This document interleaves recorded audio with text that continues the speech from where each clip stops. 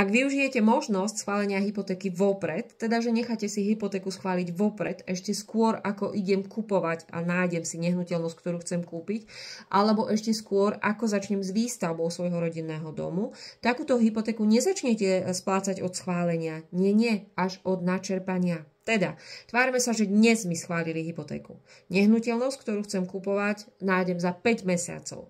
Teda za 5 mesiacov ju špecifikujem, za 5 mesiacov hypotéku načerpeme a prvá splátka zvyčajne ide mesiac po načerpaní. Teda od dnes za 6 mesiacov. A pri výstavbe je to v podstate veľmi podobné.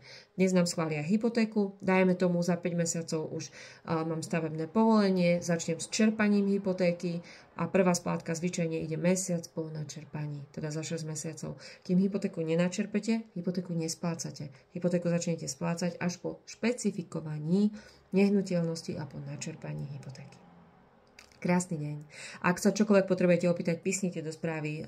Ja sa snažím každý deň si nájsť chvíľku, aj teda keď som viac doma ako v práci, ale nájsť si chvíľku na odpisovanie vašich správ. Rada vám pomôžem, poradím najlepšie, ako budem vedieť. Krásny deň.